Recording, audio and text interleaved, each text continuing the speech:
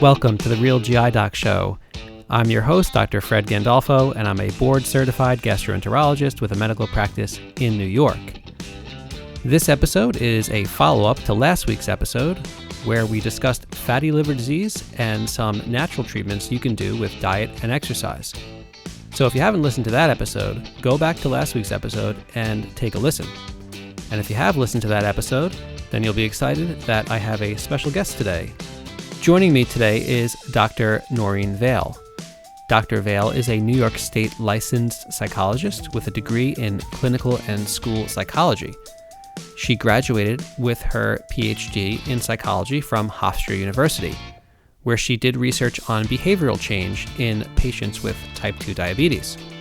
She is currently working here on Long Island, but I've had the pleasure of knowing Dr. Vail for the past 26 years because we attended undergraduate school together at Fordham University in the Bronx. Dr. Vail is not only my first guest here on the show, but I also have the honor of calling her my wife. So without further introduction, let's get right into the episode. Dr. Vail, welcome to the show. Hi, thank you for having me. Well, I figured you'd be the perfect guest to discuss how to make some of these healthy behavioral changes for many different conditions. But since we're talking about fatty liver, I'm going to quickly recap last week's episode where I talked about a patient named Jim. And Jim was an average guy with fatty liver, and he was trying to make some lifestyle changes. And I reviewed some of the things that you're supposed to do, which include weight loss and some exercise. Simple stuff in theory, but very difficult to accomplish in the real world. And the guidelines for exercise and weight loss for fatty liver disease say that if you lose about 5% of your body weight, you start to see improvement in liver histology. And if you lose about 10% of your body weight, you can actually see some reversal of fatty liver disease and even reversal of fibrosis, which is the dangerous condition that leads to cirrhosis in many people. At the same time, exercise with a minimum of about 150 minutes a week is also shown to improve outcomes in patients with fatty liver disease, meaning if you exercise about 5 days a week for about 30 minutes, give or take, with a split of some cardio or some resistance training, preferably both, then you can have improvement in your fatty liver disease regardless of if you lose weight. And that mechanism goes through improving insulin resistance and other factors. So the big question here is we have things that we can do about fatty liver disease, and we know what we should do on a basic level before we get into drugs and more aggressive treatments. But many people don't do the basic stuff, which is mainly free and can be done pretty much anywhere as long as you can carve out a little extra time every day. So the question we're trying to answer today is that when you're faced with medical problems like fatty liver disease and other conditions that can be improved with a better diet and lifestyle, and you're given those recommendations, then why are some people able to do them and some people are never able to make these things happen in their life? So as a physician, when I see a patient in follow-up after a diagnosis of fatty liver disease, we like to see how they're doing, and I ask them how is the diet going and how is the weight loss going and all these things. And I often get a list of reasons why they couldn't meet their goals. And these are just some of the common ones that I hear frequently. The most common one probably is that I don't have the time. I don't have the time to exercise. I don't have the time to eat healthy. I just can't find the time. I work all day. I commute, etc. Patients also say, I did it for a couple of weeks and then I just kind of stopped. I didn't see any results. It was kind of a waste of time. I just stopped it for no good reason. Many people say, oh, yeah, of course, doc. I'm trying to eat healthier. Yeah, I'm really trying. I'm trying. But when you ask them what they're actually doing, it sounds like they're not really doing any of those things. I'm trying, but they're not really trying. Or maybe they're trying in their head, but not in reality. People often say, oh yeah, I know, I really got to get started on that. I'm going to do it. I'm really going to get started. But our last follow-up was 3 months ago and nothing happened. So they didn't really get started, and are they going to get started? Who knows? Toward the end of the year, you start to hear about holidays. So holidays start, I think, around, Memorial Day, and they end at next Memorial Day. But there seems to be an endless slew of holidays that will just derail people's progress. And, especially around the Thanksgiving to New Year time span, there's endless holidays and excuses to eat whatever you feel like. So the holidays tend to last 4 or 5 months, which isn't really a holiday at that point. People also say, I like my wine, I like my bread, I like my candy, I like my pasta, whatever the vice is there. I like that, so I'm not going to stop, which is valid, but doesn't really get you toward your goals. People also say that I couldn't exercise because of my fill-in-the-blank injury. My knee, my shoulder, I have a bad back, my shoes are too tight, my shoes are too loose, my neck hurt, it was too dark, it was too cold. So those are the excuses that I hear all the time. And when I hear that someone was diagnosed with a condition like fatty liver or liver fibrosis, or they're on the pathway to get cirrhosis in the next few years, and they're not doing the basic stuff like walking around the block or maybe cutting back on some of the calories, what that sounds like often to physicians, and maybe that's a jaded perspective, but I think it's human nature, is that people aren't taking their health seriously. Or maybe they don't understand that the condition actually is serious, or maybe they don't believe me, or they don't think it's going to happen to them as a denial factor. Maybe they don't think diet and lifestyle works, or they've tried it before and it didn't work for them in the past, so why is it going to work for them in the future? They don't think that they're capable of making the changes. Maybe they have a fear of failing and they don't want to let themselves down. Or maybe it's all the fact that they don't really know where to begin. They're overwhelmed with the amount of changes that would have to be made. Or some people suffer from this all or nothing mentality. Like if they can't do it perfectly and go to the gym for 2 hours a day and watch every single little thing that they eat, they'd rather just not do it at all, because if they can't do it perfectly, then why bother? So these are all, obviously, these things all have flaws in their logic. So I run into problems trying to counsel people about this stuff because I don't often know where to begin, and I don't think we have any training. We do have some training in this in medical school and just through experience with talking to people, but we don't really get a formal training in how to help people make these changes. And I think maybe now the curriculum has changed a little bit in med schools, and there's more of an appreciation for all the psychological aspects of all these changes. But I think when I went to med school, there really wasn't much. We had a little class here and there, but it really was not a thing that was drilled into our head. And I think right now, it's easily 50% of what I do here, or I think what most clinicians do is we basically act as amateur psychologists. And I figure I'll turn it over to the real psychologist. So really, I guess the biggest thing is like, how should we be when we're talking to when a clinician is talking to a patient about making a change? How should I really be assessing a patient to figure out like where they're at Right. in the stage of making some type of change? When I give them the advice and they walk out the door and like, did I do a good job? How do I tell they're going to do something? Where did I even start in the right place giving them the advice? Or Well, I think you're in a very unique position, because I think oftentimes patients are coming to you, whether you are seeing them emergently in the hospital or they're coming to you now as a patient in the office. The reason they're coming to see you is not because they want to change their diet or because they want to lose weight. They're coming to you because they're having an issue that they would like resolved. In resolving that issue, does weight loss and exercise become part of your recommendation? Yes. Is that something that they're open and willing to kind of handle on their own? Maybe not. And so I think that piece of it, where you're looking for where are they at in their openness to change? Are they willing? Are you asking those questions? Are you likely to make a change in your diet and exercise? Have you ever thought about making a change before? Have you tried before and it hasn't succeeded? And if it hasn't, why not? I think there's also an expectation on the patients when they're coming in, right? Like you, just from a practical standpoint, to dive deep into those questions and those recommendations takes a little bit more time than I think sometimes you even have the ability to do. Or in that conversation, in the moment, isn't something that you're able to fully engage in. In psychology, we have a very popular framework that we use for a number of behaviors that we're looking to change.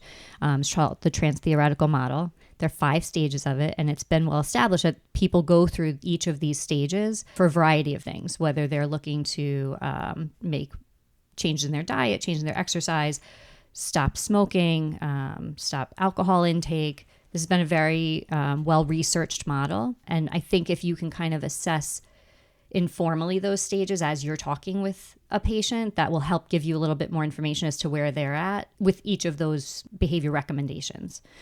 so I think that's helpful because I often do end up going right into the like tactics, like, hey, you need to do this and that every day. And eat this many calories or whatever it is. And I think people sometimes are just like looking at me blankly because they're not, like, I'm telling them things to do that they just can't, they're not like thinking in that framework or whatever it is. So yeah, so how would you, or like what are those stages and how would I try to figure out where someone's at on that spectrum when I'm talking to them about some medical issue? Right. So the 5 stages, there's pre-contemplation, contemplation, preparation, action, and maintenance. So in the pre-contemplation stage, the patient is not even considering a change. This is not on their radar. They have no interest in really thinking about this or talking about it. And you would probably know that when a patient comes in and has a pretty hard, like, oh, I'm not making that change, or I've tried those diets, and whatever it is, they're really just not at that place yet. The contemplation stage is where they're engaging in those conversations. They're willing to talk about, like, what are the pros and cons of making those changes. They've given it some thought. Maybe they've read about it. They're coming to see you. They want a little bit more information. When they're at that preparation stage, this is when they're really making that plan. How would I do this? What are my goals? And how would I do this? Do I need to make changes in my diet? Then what does that look like? Do I need to change the way I grocery shop? Do I need to change the way I order takeout? Am I not going to get Starbucks every day? And then really, preparing that they're going to make these changes. That brings us to the action stage, which is where they're actively making these changes. They've identified what their plan is, they're following that plan, and they're taking the necessary steps. And once they're in that maintenance stage, this is when they've taken that action phase to the next level, where they've made these changes now consistently, and they've seen those changes for the positive, and they're now, maintaining these changes as part of their everyday life. So wait, those stages are, again, they were pre-contemplation, contemplation, preparation, action, and maintenance. So you want to be in maintenance. I mean, the goal is to be in maintenance. I think what gets tricky about this, though, is that you may be at the preparation stage for making dietary changes, but you might be at the pre-contemplation stage for exercise. So I think what becomes challenging for you as a physician when you're working with patients and making these recommendations is kind of assessing these multi-factors in their treatment plan. So what is the most, and we can't be overly, kind of bulldoze the patients with, you have to make all of these changes, because I'm assuming these problems didn't happen overnight and they're not going to change overnight. So I think we have to be very mindful of being realistic and working with that patient and not having to say, you need to make this change. It's what's realistic for you, what works in your life right now. These are the things that I think we have to work on. How likely are you to be able to make a dietary change successfully? How likely are you to incorporate exercise successfully? Which of those do you think we could tackle first? And I think that's what will help lead the conversation, because I think people come in already on the defense, right? They already are coming in because they have a problem, which is hard enough to admit. I think it's even the fact that they've showed up to the office, they've made the appointment, they've showed up. That alone is anxiety provoking for a lot of your patients. You're coming in, you do this every day. It's just part of your life. For them, maybe they've even thought, maybe that alone was their contemplation, preparation, action stage, because they've thought about making a change. They're afraid to get the information. Sometimes they're afraid of what you might tell them or what test results might look like. So I think all of those things we kind of have to be mindful of as each new person comes in. While you might see a constellation of symptoms and things, characteristics that are similar throughout your day, for this person, it's their first interaction or their first time dealing with this. Yeah, I think it's very true, right? Like when you see the same maybe 20 diseases over and over and over again, for the most part, in most of these fields, you end up kind of seeing, it's like playing chess. Like you see someone come in and you can kind of already like start categorizing, like, where is this going to end up? You can see like this person is going to do this, this, and this is the outcome in, whatever, like 80% of people, and then they'll do these other things, and then this will be the outcome in those 20% of people who do whatever the other thing is, not take the medicine or take this other medicine. And you can kind of like figure out where people are going to end up, and you can see that very early, but the patients don't always see it. They don't always see that by making these choices and like perhaps not doing whatever they're supposed to do, not taking their medicine, so they're going to end up in a bad place in a couple of years.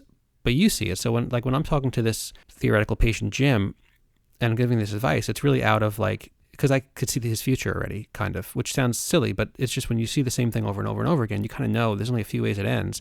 And maybe he gets lucky and nothing happens, and that's awesome.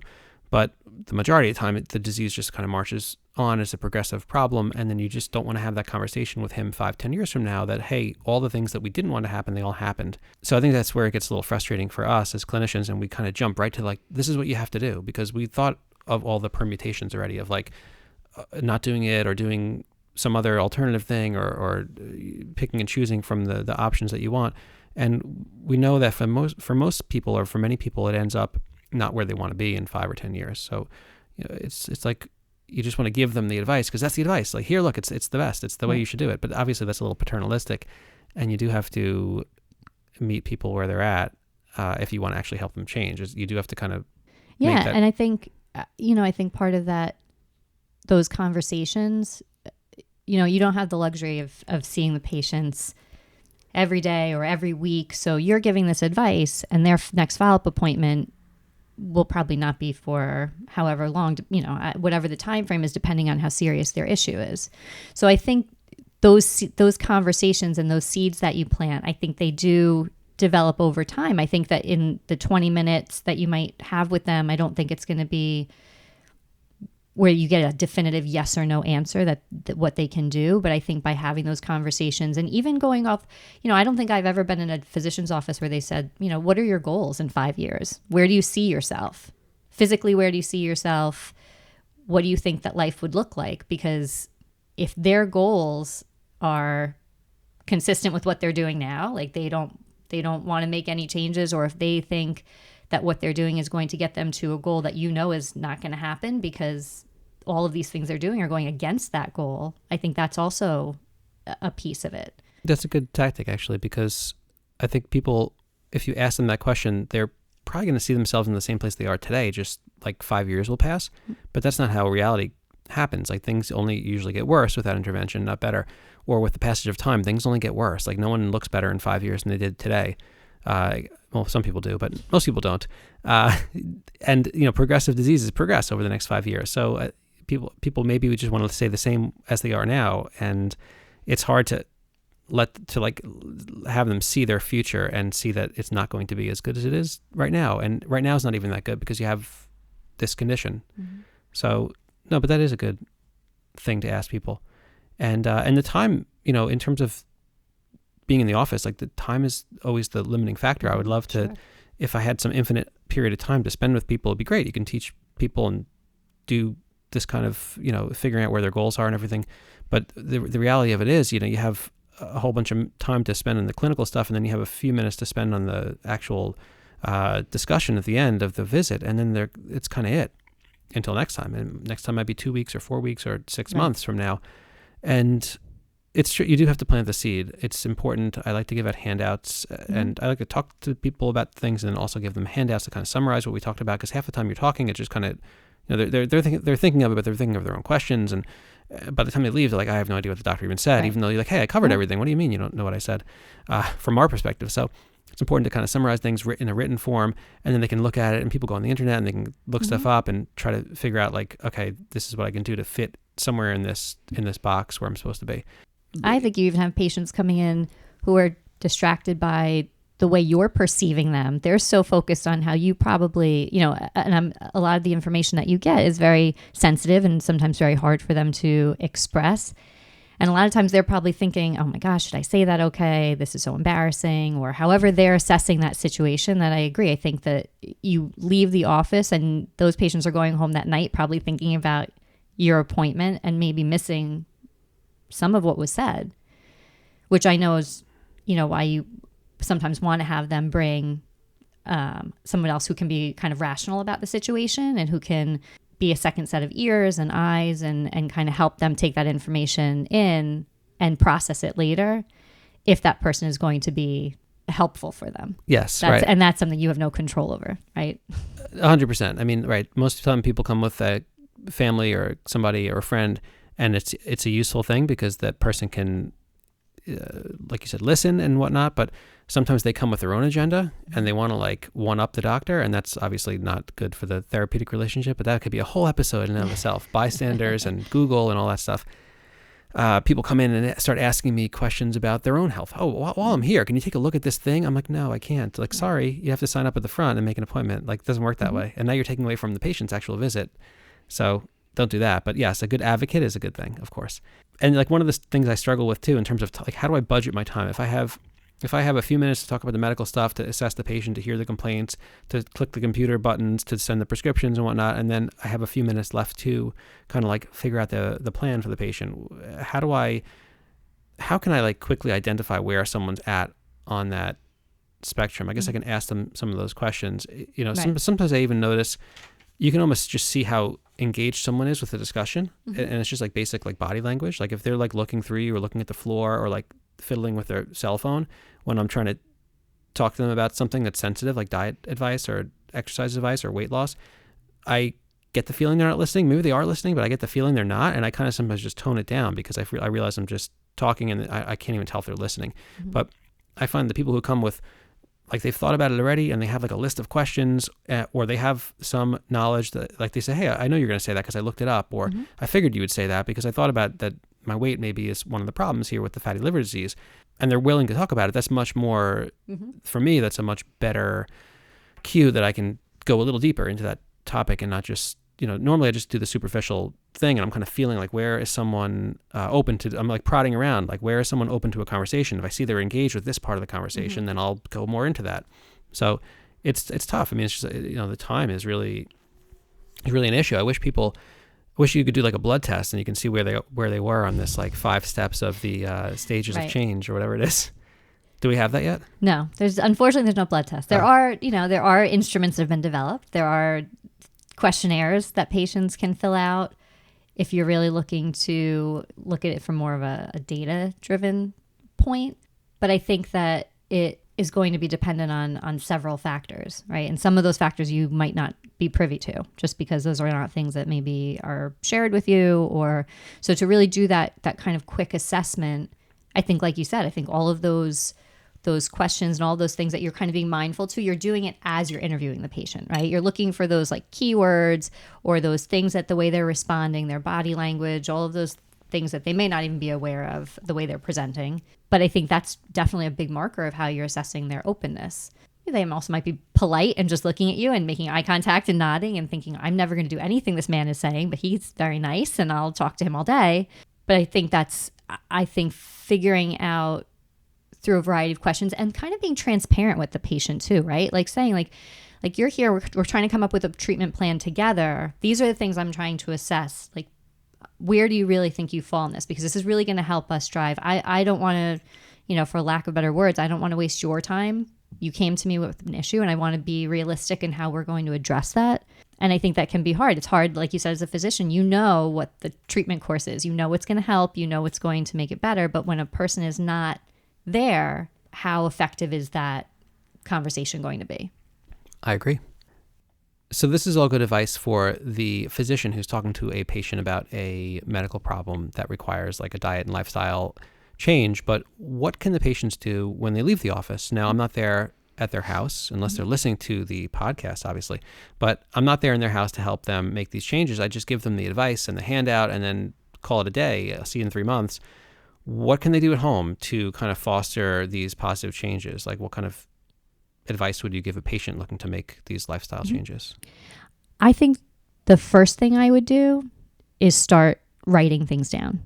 I think that we tend to overestimate our positive behaviors and underestimate our negative behaviors. And I think a lot of times people in general, right? Like we don't always realize how much maybe we've eaten at a meal or how few minutes we've exercised that week, how much screen time we've been on, right? I think that there's a lot of sort of, oh no, I don't eat that much, or, oh no, I run like every day. And then I think when you actually sit down and write it down, and there are a lot of apps out there. I know a lot of people who do track things through apps, but I think that the intentional act of writing, I know for myself personally, like putting pen to paper and really being able to write things down, I think it makes you more mindful about the task that you're doing. I think the apps are very easy to kind of open and close quickly. And while it might be good for tracking things like your steps, exercise, if you're looking to decrease your screen time, you can certainly look at it through that. But I do think that having that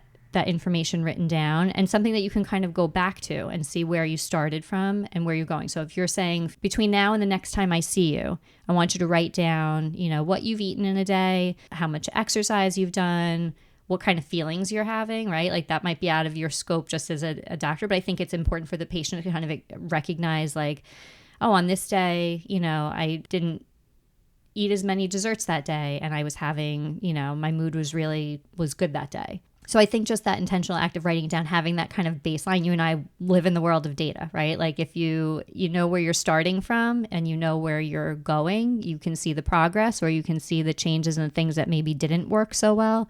And you can kind of go in there and make changes, accordingly. So I do think that's a huge piece of it. And I think it's also gives us something like that's now I can bring this back to you. I can, the next time we meet, this is something that we can work on together. It's a hard piece of data, right? And I think helpful in that treatment planning. Yeah, I agree. I think when people write things down, it really, at the end of the day, it is more for themselves to keep them on track, because if they brought me 3 months of their diets, like that would be cool if they were doing that. I'll look at it, but I'm at the same time, it's almost like information overload for the doctor, but it does keep them it always keeps it at the forefront of their mind, and it makes it harder to kind of lie to yourself or whatever you want to call it. It makes it easier to stay on target with your own goals if you're writing this stuff down. I find that works for me too. Mm-hmm. If I'm writing down my workouts, I realize I'm not doing as much as I think I am mentally. Mm-hmm. So when you write it down, it keeps you honest. And then I think once you have that information, then it's like, okay, well now I have it. What do we do with it? And that's where I think and that's when your planning comes in. So if you can then kind of set goals, I know you'd said like the 150 minutes a week of exercise. Okay, so what are we doing now? How can we increase that by X amount? What are some things that you can realistically do? And again, and you brought up an important point in the beginning was that all or nothing thinking. It's that maybe I can make these changes and all of a sudden one day I don't hit my goal for a variety of reasons, right? Life happens. That can't then be the one thing that derails all of the progress that you've made previously. So I think having that written down allows you to then see, okay, so today was a day, but the last 13 days, I did hit that goal. So this is just like a blip in the radar, and we're just going to kind of keep moving with that longer term goal in mind. Yeah, I agree 100%. I think that one of the things that I find it hard to communicate to patients and people in general is that it's not really what you do on a single day. Mm-hmm. It's really what you do on a consistent basis. So if you work out once, like it doesn't matter, nothing changes in your life. But if you consistently work out, it's a huge change in your life, and it just builds very, very slowly. You don't even realize it's happening. And the same thing if you miss a workout, or if you eat poorly one day, like it doesn't undo the 50 days where you did the right thing. So and you have to just let that go. Like it's at the end of your life, or it's an average of what you did. It's not mm-hmm. that you missed a day. Like if you missed the last day of a workout and then you went on vacation, it's not like you never worked out. It's like it was okay. It's just going to average into the grand scheme of things that you missed some workouts, and it's not going to take away from your lifelong total of working out. It all accumulates, and it's good for you. And I think what can sometimes happen is then that though can sometimes become the trigger for, okay, I missed my workout today, so I might as well get takeout for lunch because I didn't hit that goal. And then all of a sudden it sends the whole day into like a negative spiral. And that's where those bad decisions can happen. Right. And if you miss one day of doing what you're supposed to do, it's much easier to miss the second day. And if you miss 2 days, you might as well, you're rolling down the hill at that point. Right. It's very hard to regain momentum. So one of the important things is just if you miss one day, you just have to let it slide. And then but the next day you have to do something. Mm-hmm. Like you don't have to do full on, hour at the gym to make up for it. You can't really make that time up, but you just have to do your basic thing, or even half that, or whatever it is. If you're feeling a little under the weather, or you're traveling or whatever, the holidays are around, and you ate an extra serving of dessert, fine. The next day you kind of reset the clock and you get back on track. Like you didn't derail yourself. You can't really possibly do that unless you just stop completely. Right. I think that's where that preparation piece comes in too, right? Is having a plan built into it so that you want to have flexibility, almost like a menu of choices, right? Like I'm not just walking isn't the only thing I can do, or lifting weights isn't the only thing I can do. So what are some things like on this day when I'm dealing with some other factors going on? what are things I can realistically do today from a mental standpoint too, right? Like there's the stress relief of it. There's the following through with the routine. And I think a lot of people, just that behavioral activation piece, right? Like sometimes just getting started is the hardest part.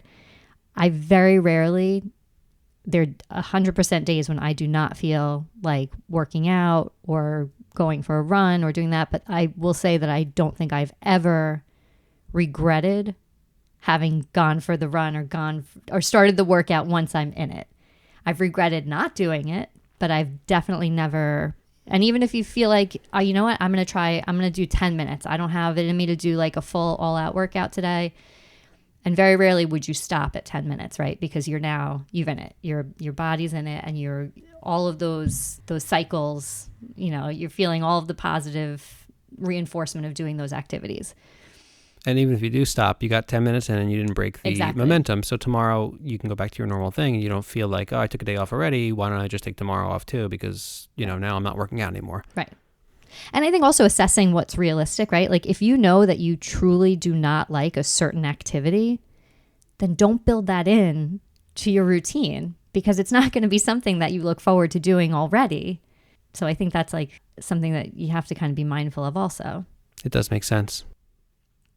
So to summarize, you want to set goals. You want to keep a journal of some sort to keep yourself accountable more to yourself.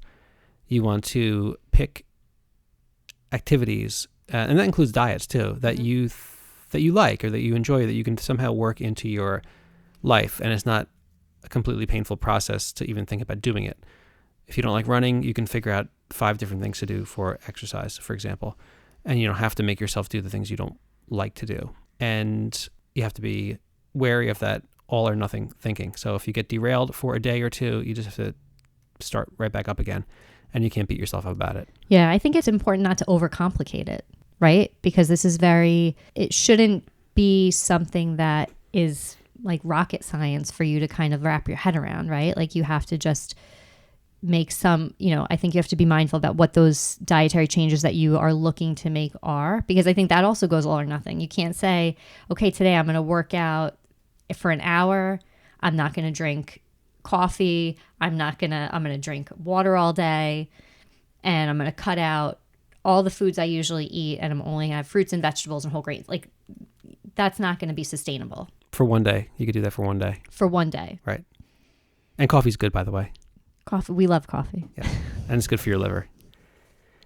So I guess the last thing I was going to ask you, which comes up a fair amount, is that people come to the office with their spouse or loved one. And what happens is I'll give the advice to the patient, and they'll kind of nod their head and go, okay, I got to do that, yada, yada. And then the spouse will kind of like rip into them and start nagging and telling me the real story. Oh, he does this and that when, he'll tell you this, but he's actually doing this at home. He'll tell you he's exercising, but he hasn't put on his sneakers in 6 months, and he's never seen the inside of a gym. Or he'll tell you he's watching what he eats, and he watches the donuts as they go down his throat. So the spouse usually comes in and tells the truth, but they also make it kind of like a adversarial like relationship. It's very strange. So how do you deal, or how should I deal, or how should maybe a better question is, how should a spouse or a family member, a loved one, kind of help to make the patient make some good changes rather than just be, I don't know, nagging them? It doesn't seem very effective. Yeah, it's very demoralizing, right, for the patient to sit there and have their spouse or significant other, kind of speak like that. And I'd imagine they may be using that as the forum where they're talking about their own feelings about that, right? Because most of the time when people have those reactions, they're probably scared about what the outcome is going to be. And it's typically not from like a nagging point of view, but it's I'm scared. I have no control over this. I just want you to do X, Y, and Z and get better because I want you here. I want you around. I think people by nature, I think we want to keep our loved ones healthy and alive for as long as we possibly can. So when we hear information that's the opposite of that, or when we see them engaging in behaviors that are the opposite of that, it can be very difficult for us to communicate without being maybe overly aggressive or passive aggressive or making snide comments instead of, I think even the people who have the best relationships and best communication patterns struggle with some of those delicate topics, because if they've tried to talk to their spouse before about it and they've been met with like a very negative reaction and they become very defensive, or it escalates to a fight, that can be a really hard topic to broach again, because you want to avoid that, but you're still having these feelings. I think part of it is approaching it from that I versus you standpoint, right? So when you're having those conversations and you're starting to talk to them, not you need to lose weight, you need to go for a walk, you're not taking care of yourself, all those you statements. As soon as you hear that, it's okay, you're pointing at my flaws, which I probably already know I have and I don't feel so great about. But now that you've pointed them out to me, it's just going to make me triggered and feel really worse. And now it's going to get into a really negative interaction. So I think if they've been there with the patient in the room, maybe that night or a day later, like, how did that doctor's visit make you feel? Like, that was a lot of information that we got. When I heard all that information, I was thinking this, I was feeling this, and really trying to take it away from, or approaching it from like a joint effort, right? Like, that must be really scary for you. I'm here to help in any way I can. What are some things that I can do, or that you think you might want to make some changes in? I'm happy to be there to help you.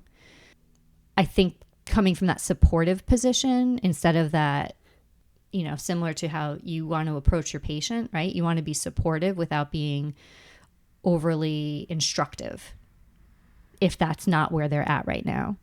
And I think people don't want to be the problem of the household, right? Like, it can't all be the focus of like, oh, well, this one's got to lose weight, so we can't have anything in the house. It's going to be, well, we could probably all eat better. We could probably all exercise a little better. So how are we going to incorporate that into our lives and really make it more of like a systems approach as opposed to the problem person? Yeah, I think that when you see people with some of these diseases that start with poor diet and too many calories going into their bodies, you often see it's a whole family situation. It's not always the case, but it often is. So like you said, and I've said this to people before kind of jokingly, but it is kind of true. I'll say, if he's not exercising, why don't you get your sneakers on and go out for a walk with him? Mm-hmm. And if he's not eating right, then, where is he getting the food from? Yeah. Like, is he going out every night to eat by himself? Or are you preparing the food for the family? Or what's the deal there?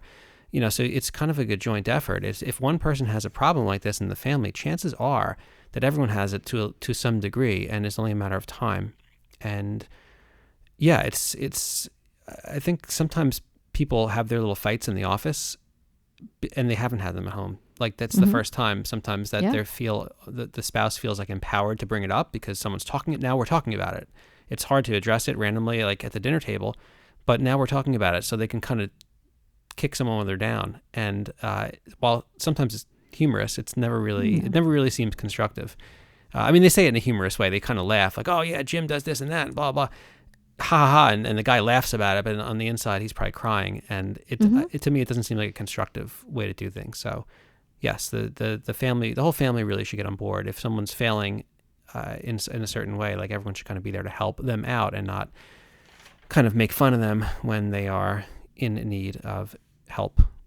Right. And I think that when people do start making those changes, if they haven't announced to the family, right? Like, if this has not been like a joint plan, but there are people who will make these changes quietly and they maybe don't want it to be made a big deal, but there are still ways that you can be supportive of that without making it, because you probably are, people notice those things and they want those changes to continue. So you want to seem like you're being supportive, but if they haven't like kind of announced that, and that's like a quiet plan of their own, then I think acknowledging it quietly also needs to be implemented, because I think there's that, I think that you want to build on the momentum and you want to keep that going. If you start realizing that your husband needs to exercise, he's at the gym all the time, well, now you can't also complain you're never home, right? Like, you can't give these mixed messages either, because I think that when you have recognized that this is like a very serious issue, sometimes of life or death, and this has to kind of take precedence over everything, that I think those changes that might happen and affect your family situation, I think they have to be taken seriously too. Like, this is kind of like our new normal right now. Excellent advice, Dr. Vail. Anything you'd like to add before we wrap up today's exciting episode? No, I mean, I think the one thing that we really haven't touched on, which, I'm assuming will be touched on later on in other episodes, is that idea of building the patient-physician relationship and developing these treatment plans.